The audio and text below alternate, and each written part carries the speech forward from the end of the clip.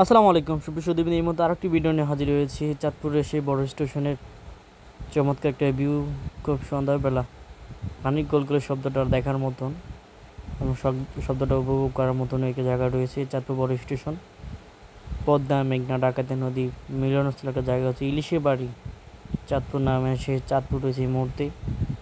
এর মধ্যে বড় স্টেশনের যে ব্লকগুলো রয়েছে ব্লকের মধ্যে দাঁড়িয়ে আপনাদের সামনে আমি দাঁড়িয়ে কিছু ভিউটা দেখাচ্ছি সামনের পিছনে। আসলে আমাদের চাঁদপুরের সৌন্দর্য আরেক নাম আমাদের চাঁদপুর। আমার পিছনে রক্তদ্বারা সেই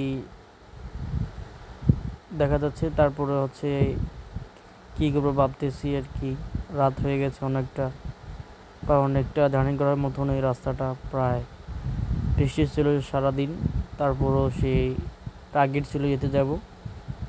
তো বড় স্টেশনে কিছু কথা আবেগিক কথা, যে জায়গায় পাখির মতন জোড়া জোড়া কবুতর মতন জোড়া জোড়া পায়রা পানি থাকার কথা, ওই সম্পর্কে বলতেছে। এখন আমি সিঙ্গেল হিসেবে এখানে আসছি। এই মুহূর্তে খুব সুন্দর একটা ভিউ দেখা যাচ্ছে আমাদের বড় স্টেশনে, তিন নদীর মোহনা গাছতলার মধ্যে দাঁড়িয়ে সেই ভিউটা আপনাদের মাঝে এই মুহূর্তে দেখালাম।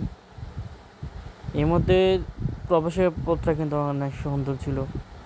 এই মুহূর্তে ইলিশটা পেরিয়ে কিন্তু সে নৌকাঘাট সবসময় বিভিন্ন মিডিয়াতে, বিভিন্ন ফেসবুক পেজ, ইউটিউব চ্যানেল দেখছে, আজ নিজের সরাসরি দেখলাম এই জায়গাটার মধ্যে।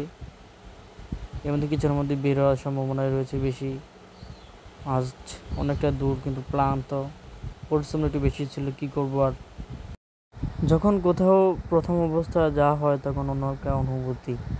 এই মুহূর্তে গেটটাতে প্রবেশ করলাম, ভিউটা একটু বড় দেখালাম। আসলে খুব সুন্দর একটা ভিউ আমাদের চাঁদপুর বড় স্টেশন, না দেখলে মিস করতাম আর কি। আস্তে আস্তে কিন্তু যখন ভিতরে ঢুকছি তখন একটা আমেজ তৈরি হচ্ছে, আবারও সেই ভিউটা দেখে মনটা জড়িয়ে দেয়। মনটা চাই কিন্তু বারবার এখানে থাকার জন্য, কিন্তু বাকি থাকা যাবে না। গেছি তো মাত্র সফরের জন্য, সফরটা শেষ করে আবার রওনা দিতে হবে। ওই যে দেখা যাচ্ছে আমার পিছনে জোড়ার মতন, এই তো রক্তদ্বারা সেই যাওয়ার মতন, রক্তদ্বারা সেই লাল রক্তের মতন দেখা যাচ্ছে মানুষ। এখনও ভিড় কমছে না, প্রায় সারা আদান দিয়ে ফেলছে, তখনও মানুষ রয়েছে এই জায়গায়। চতুর্দিকে ভিউটা নিলাম আপনাদের দেখানোর জন্য। অবশ্যই যারা চাঁদপুর রয়েছেন কমেন্টে জানিয়ে দেবেন, এবং পেজটা অবশ্যই ফলো দিবেন, এবং ইউটিউবে দেখলে ইউটিউব অবশ্যই সাবস্ক্রাইব করবেন। অবশ্যই কমেন্টে জানিয়ে দিবেন কে কোথা থেকে দেখছেন। এর মধ্যে রকেট দ্বারা চতুর্দিকে ঘুরলাম, রকেট দ্বারা সে একটা জায়গা রয়েছে, জায়গাটা কিন্তু একটা ছবি এবং ভিডিও নিয়ে আপনাদের মাঝে হাজির হয়েছে। কিন্তু একটা সমস্যা হচ্ছে রকেট দ্বারা নিচে যে পরিষ্কার থাকে না, ক্লিন না, এটা অপরিষ্কার একটা